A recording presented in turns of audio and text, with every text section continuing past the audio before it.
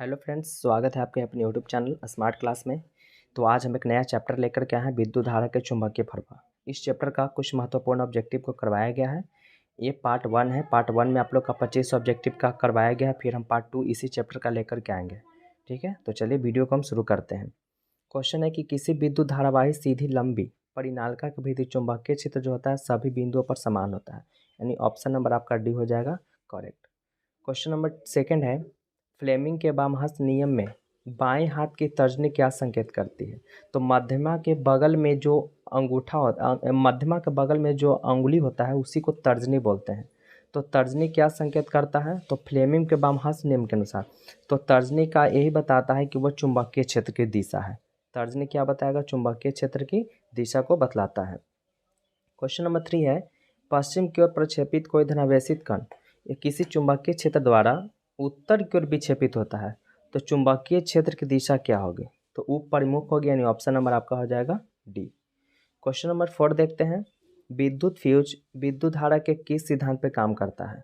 तो जो विद्युत फ्यूज होता है, जो बोर्ड में लगा होता है विद्युत फ्यूज, तो वो किस सिद्धांत पे काम करेगा? तो वो जो काम करेगा उष्मीय सिद्धांत, यानी ऑप्शन नंबर आपका ए हो जाएगा करेक्ट, यानी कि उष्मीय सिद्धांत पे काम करेगा। क्वेश्चन नंबर 5 है कि बैटरी से किस प्रकार की धारा होती है? तो बैटरी से मेरे फ्रेंड जो धारा निकलती है वो दिष्ट धारा होती है, और जो बाहर से जो करंट आता है, घर में जो करंट आता है बाहर से, वो होता है प्रत्यावर्ती। ठीक है, और जो बैटरी से होगा वो दिष्ट धारा होता है। क्वेश्चन नंबर 6 है, विद्युत चुम्बकीय प्रेरण की खोज किसने की? तो विद्युत चुम्बकीय प्रेरण की जो खोज किए थे वो किए थे विद्युत चुम्बकीय प्रेरण है ना, तो विद्युत चुम्बकीय प्रेरण की खोज किए थे फैराडे ने। ठीक है, फैराडे ने। क्वेश्चन नंबर नेक्स्ट है, विद्युत जनित्र का सिद्धांत आधारित है। तो विद्युत जनित्र जो विद्युत जनरेटर होता है, जो शादी विवाह में जनरेटर जो देखते हैं ना जनरेटर, तो जनरेटर कौन सिद्धांत पे काम करता है? ठीक है, तो जनरेटर जो है कौन सिद्धांत पे काम करेगा? तो इसका जो आंसर हो जाएगा विद्युत चुम्बकीय प्रेरण पे, यानी कि ऑप्शन नंबर आपका हो जाएगा सी, विद्युत चुम्बकीय प्रेरण पे। क्वेश्चन नंबर 8 है, तांबे के एक तार की आयताकार कुंडली किसी चुंबकीय क्षेत्र में घूर्णी कर गति कर रहा, मतलब घूम रहा है, तो इस कुंडली में प्रेरित विद्युत धारा की दिशा में कितने परिभ्रमण के पश्चात परिवर्तन होता है? तो देखिए, हर विद्युत धारा जितना भी कुंडली से जो प्रेरित धारा होता है, तो वो जो परिभ्रमण करता है ना, घूमता है एक बार जो लगाता है उसको परिभ्रमण कर रहे, तो कितना पश्चात बाद वो चेंजिंग होता है? तो इसका जो हो जाएगा ऑप्शन नंबर सी, यानी कि आधा आधा बाद। ठीक है ना, यानी आधा बाद वो क्या होता है, वहाँ पे परिवर्तन दिखाई देने लगता है। क्वेश्चन नंबर 9 है, निम्नलिखित में कौन किसी लंबे विद्युत धारावाही तार के निकट चुंबकीय क्षेत्र का सही वर्णन करता है?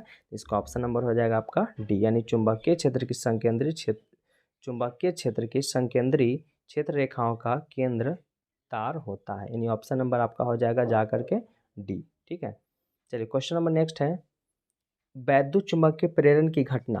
तो वैद्युत चुम्बकीय प्रेरण की घटना जो होती है वो कुंडली तथा चुंबक के बीच अपेक्षित गति के कारण कुंडली में प्रेरित विद्युत धारा का उत्पन्न करता है, यानी ऑप्शन नंबर आपका सी हो जाएगा। क्वेश्चन नंबर 11 है, विद्युत धारा उत्पन्न करने की युक्ति को क्या कहते हैं? तो जो विद्युत धारा उत्पन्न करता है, देखिए किससे करंट निकलता है? तो करंट निकलता जो है वो जनित्र यानी कि जनरेटर से निकलता है, ऑप्शन नंबर ए हो जाएगा करेक्ट।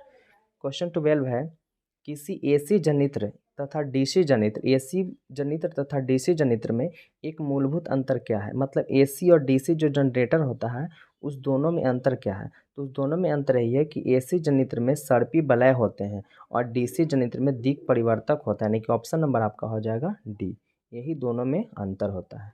ठीक है, चलिए क्वेश्चन नंबर नेक्स्ट देखते हैं, लघु पतन के समय परिपथ में विद्युत धारा का मान क्या होगा? देखिए फ्रेंड्स, ये जो क्वेश्चन आप देख रहे हैं ये पिछला चैप्टर में करवाया गया है, विद्युत विद्युत जो खास विद्युत चैप्टर है इलेक्ट्रिसिटी, उसमें करवाया गया है।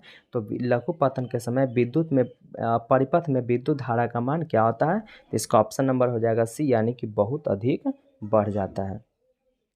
ठीक है, चलिए क्वेश्चन नंबर 14 है कि डायनमो से किस प्रकार की धारा प्राप्त होती है? तो डायनमो देखते हैं जनरेटर में लगा होता है डायनमो, क्योंकि जनरेटर चालू करने से सिर्फ करंट नहीं आता है, जनरेटर में डायनमो लगा होता है, वही जनरेटर को जब घुमाते हैं मतलब उसको, तो घुमाने के बाद डायनमो नसता है और डायनमो से करंट आता है। तो डायनमो में किस प्रकार की धारा मतलब किस प्रकार की धारा प्राप्त होती है? तो इसमें डायनमो से दोनों प्रकार की धारा प्राप्त होती है, वो दिष्ट धारा भी होता है और प्रत्यावर्ती धारा भी होता है। ऑप्शन नंबर सी हो जाएगा। चलिए क्वेश्चन नंबर नेक्स्ट है, विद्युत बल्ब के भीतर क्या रहता है? इसमें से कौन दिखाई दे? ये भी पिछला चैप्टर में करवाया गया है विद्युत में, तो इसमें भी एक क्वेश्चन आ गया है कि विद्युत बल्ब के भीतर क्या होता है। तो इसका ऑप्शन नंबर हो जाएगा सी, यानी कि निष्क्रिय गैस भरी रहती है। ठीक है, चलिए क्वेश्चन नंबर नेक्स्ट देखते हैं। दी गई वोल्टता के स्रोत से जुड़े किसी चालक में प्रति सेकंड ऊष्मा उत्पन्न होती है, तो वो कौन सा इसमें से सही होना चाहिए? तो इसमें जो सही होगा वो होगा ऑप्शन नंबर बी, यानी कि धारा के वर्ग के समानुपाती होता है। ऑप्शन नंबर आपका बी हो जाएगा सही। चलिए क्वेश्चन नंबर नेक्स्ट देखते हैं। विद्युत चुंबक, इसमें से क्या विद्युत चुंबक से रिलेटेड इसमें कौन सा आपका सही होना चाहिए? तो जो विद्युत चुंबक होता है वो नर्म लोहे के दंड पर लिपटी चालक कुंडली होता है, यानी कि ऑप्शन नंबर आपका हो जाएगा सी, नर्म लोहे के दंड पर लिपटी चालक कुंडली है। क्वेश्चन नंबर 18 देखिए, विद्युत धारा उत्पन्न करती है। तो विद्युत धारा उत्पन्न जो करती है वो चुंबकीय क्षेत्र, यानी विद्युत धारा चुंबकीय क्षेत्र को उत्पन्न करती है, क्योंकि जहाँ पे भी विद्युत धारा जाएगा वहाँ पे चुंबक की तरह काम करेगा। क्वेश्चन नंबर 19 है, विद्युत का विभव होता है। तो जो विद्युत का विभव होता है मेरे दोस्त वो शून्य होता है, यानी कि ऑप्शन नंबर आपका हो जाएगा सी, यानी कि शून्य होता है।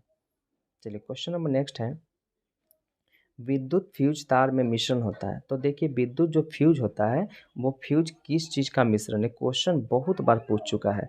तो जो विद्युत फ्यूज तार में विद्युत फ्यूज का जो तार होता है वो मिश्रण जो होता है वो टीन और शीशा का होता है, यानी कि ऑप्शन नंबर आपका हो जाएगा ए, टीन एवं शीशा। क्वेश्चन नंबर 21 है कि विद्युत वाहक बल का मात्रक क्या होता है? तो विद्युत वाहक बल का मात्रक होता है वोल्ट, यानी कि ऑप्शन नंबर आपका हो जाएगा सी, यानी कि वोल्ट। Option number C. चलिए क्वेश्चन नंबर 22 है कि चुंबकीय क्षेत्र के प्रभाव में विद्युत धारा, चुंबकीय क्षेत्र के प्रभाव में विद्युत धारा जो है वो चालक पर बल उत्पन्न होता है, यानी चालक पे वहाँ पे बल यानी फोर्स को वहाँ पे उत्पन्न कर देता है। क्वेश्चन नंबर 23 है, चुंबकीय बल क्षेत्र का एसआई मात्रक क्या होता है? तो इसका ऑप्शन नंबर हो जाएगा डी, यानी चुंबकीय बल क्षेत्र का जो एसआई मात्रक होता है न्यूटन प्रति एम्पियर मीटर होता है। ठीक है, क्वेश्चन नंबर 24 है, चुंबक द्वारा धारावाही चालक पर लगाए गए बल की दिशा ज्ञात की जाती है।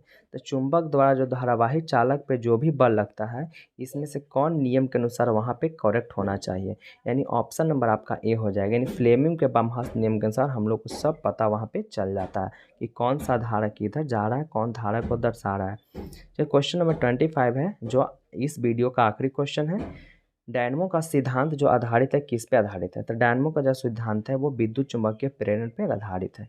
अगर फ्रेंड्स आप लोग को वीडियो अच्छी लगी हुई होगी तो वीडियो को ज़रूर लाइक करिएगा, और चैनल पे पहली बार है तो इसको सब्सक्राइब करना भी ना भूलिएगा। और जितना भी पहले का वीडियो बना हुआ है इससे रिलेटेड आप लोग ज़रूर जा करके देखिएगा, और इस पर मैथ का भी क्वेश्चन डलाता है, मैथ का भी क्वेश्चन इस पर मैथ भी रिविजन करते रहिएगा।